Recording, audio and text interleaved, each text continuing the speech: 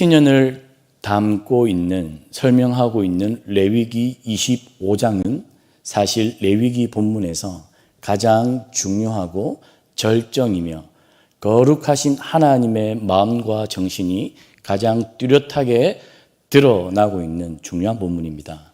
하나님은 이 희년 제도를 통하여서 하나님께 속한 하나님의 백성들이 가나안 땅에 들어가 그 약속의 땅에서 하나님 나라를 보여주는 중요한 삶의 방식을 희년을 통해 드러내기를 원하셨습니다. 이 희년은 안식일을 7번 거친 그 다음에 50년째 해에 이 희년이 선포가 됩니다. 희년은 그 해 7월 10일에 시작이 되는데요. 7월 10일은 속죄일이 시작되는 속죄일의 날입니다. 속죄일은 어떤 날입니까? 하나님께서 이스라엘 백성들을 향하여 너희 죄를 내가 다 용서하였다라고 선언하시는, 죄로부터 해방되는 날이 속죄일입니다. 그 속죄일에 희년이 시작된다는 것은 죄의 해방과 더불어 하나님은 사회, 경제적인 모든 우리를 얽매이는 있는 것으로부터 하나님의 백성들을 자유케 하는, 모든 것으로부터 자유케 하는 그 날이 희년입니다. 이 희년은 정말로 중요한 날이죠. 그렇다면 이 희년은 구약 성경에서 이스라엘 백성들이 실제로 잘 지켰는가 질문해 볼 수 있습니다. 하나님은 이 희년을 지킬 수 있는 두 가지 방식을 말씀하셨고 규례로 주셨습니다. 이 희년은 두 가지 방식으로 작동을 하는데요. 첫 번째는 되돌리기입니다. 어떤 사람이 경제적인 어려움 때문에 또 여러 어려움 때문에 어떤 경우가 있습니까? 자신의 재산 중 일부인 토지를 팔아서 처분해야 할 상황이 있었을 것입니다. 그런데 희년이 되면 자신이 팔았던 토지, 하나님께서 가나안 땅에 약속의 땅에 들어갔을 때 모든 지파에게 나눠주었던 그 땅, 그 소유된 땅을 다시 하나님께서 희년이 되면 되돌려 주도록 희년을 지키도록 말씀하셨습니다. 땅, 토지뿐만이 아니라 한 사람이 토지를 팔아서도 그 어려움이 해결이 안 되면 고대 근동사에서는 자신의 몸을 노예로 팝니다. 그래서 땅과 그 노예로부터 모든 것이 얽매여 있다가 이 희년이 되면 땅도 그리고 노예의 신분에서 모든 것이 원주인에게 그리고 가족으로 돌아올 수 있도록 하는 것이 바로 이 첫 번째 희년의 정신입니다. 되돌리기입니다. 두 번째는 무르기죠. 이 무른다는 뜻은 한자로 다르게 표현해 보면 구속입니다. 예수 그리스도께서 우리 죄를 구속하셨듯이 이 무르기는 한 사람이 경제적으로 어려워서 그 자신의 땅을 다시 되사올 수 없을 때 그들의 가족이나 친지나 가까운 공동체가 그를 대신하여 그 판 땅을 물러주는 것, 구속하여 주는 것이죠. 그래서 되돌리기와 무르기 이 두 가지 방식을 통하여 하나님은 이 희년의 중요한 정신을 약속의 땅 가나안에서 실천하기를 원하셨습니다. 하나님은 이 희년의 규례를 통해 오늘 우리에게 세 가지 정도 말씀하십니다. 첫 번째는 이 희년 정신을 통해서 하나님은 우리 인생의 위치를 정확하게 파악하라는 것입니다. 오늘 본문에 보니까 토지는 다 누구의 소유라고 말씀하고 있습니까? 하나님의 소유다. 이 되돌리기와 무르기가 가능하게 하는 중요한 하나님의 마음은 이것입니다. 모든 창조된 것은 하나님의 소유물이기 때문에 우리 인간이 영구히 소유하는 것은 있을 수 없는 일입니다. 사람도 하나님의 소유된 백성, 하나님의 종인 우리이기 때문에 인간이 서로를 노예로 영구히 삼을 수 없다는 것입니다. 그러한 이유 때문에 하나님은 우리가 땅을 영구히 소유하는 것을 금지해 놓으셨습니다. 그리고는 하나님께서 하신 말씀은 무엇입니까? 너희는 나와 동거하고 나와 함께 살며 너희는 거류민이다. 이 이야기를 하는 맥락이 있습니다. 이전에는 이스라엘 백성들이 광야에서 하늘을 보며 하나님을 의지하며 천막을 치고 걷고 하며 움직였습니다. 그들의 인생의 시선은 하나님을 주목할 수밖에 없는 인생의 구조가 바로 광야였는데요. 가나안 땅에 들어가서 땅을 분배하고 정착하게 되면서 불기둥과 구름기둥을 쳐다보는 것이 아니라 이제는 무엇만 쳐다보게 될까요? 자기에게 분배된 땅만 쳐다봅니다. 즉 우리 인생이 연약하기 때문에, 죄된 인생 때문에 우리는 우리에게 주어진 이 소유물에 집착할 수밖에 없다는 것을 하나님이 아셨습니다.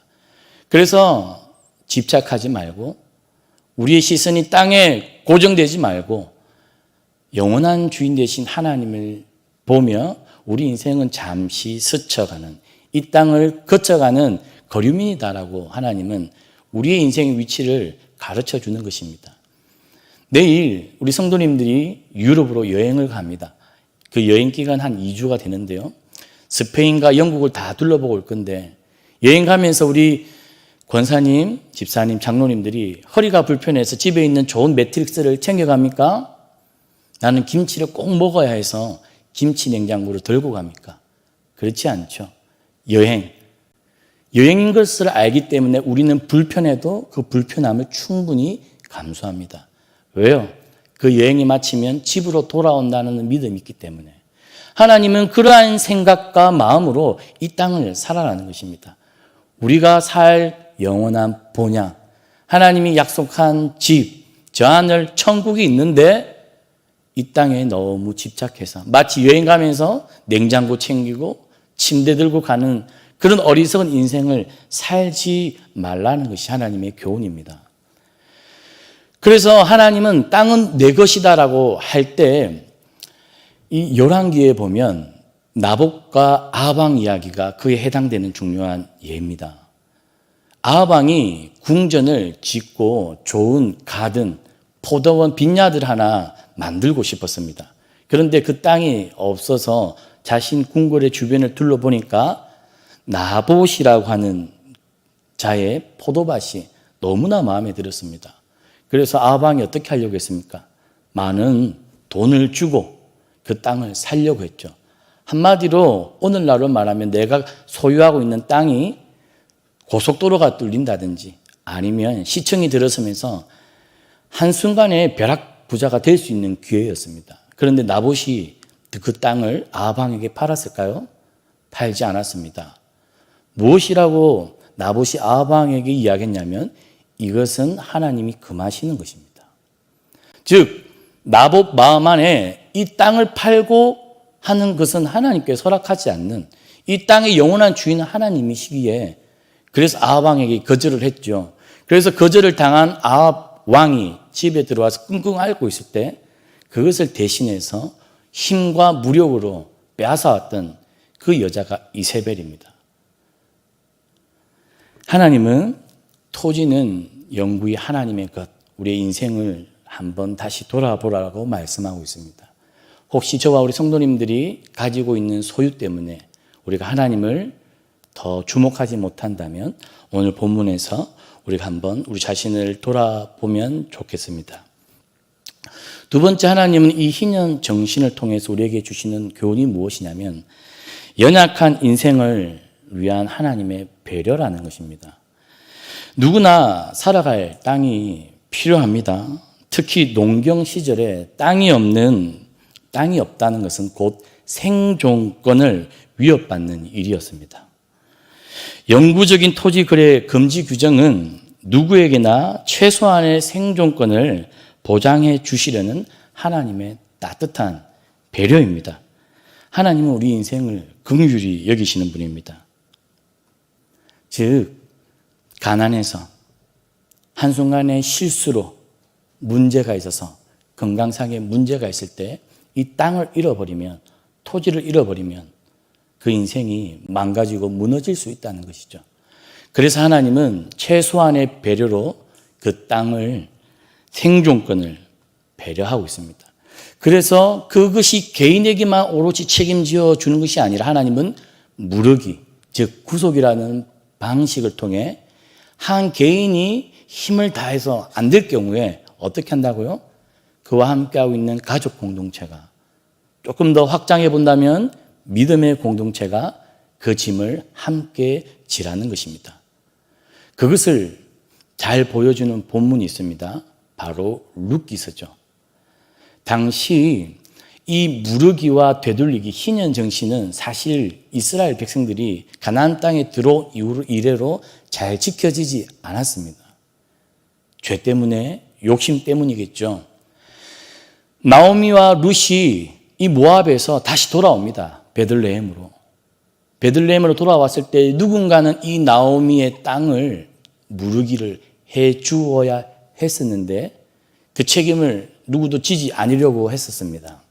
그때 누가 나서서 무르기, 이 희년의 정신에 합당한 책임을 집니까? 다름 아니라 보아스죠. 그래서 우리는 룻기서의 이 보아스를 통해 예수님의 족보가 이어지는 것을 봅니다. 하나님은 이 희년 정신을 통해 하나님의 백성들이 서로를 긍휼히 여기고 불쌍히 여기고 서로에 대해서 신실할 수 있도록 하나님은 기대하셨습니다. 하나님 우리에게 그렇게 대하시기 때문이죠. 그렇게 신실했던 사람이 다름 아니라 보아스였습니다.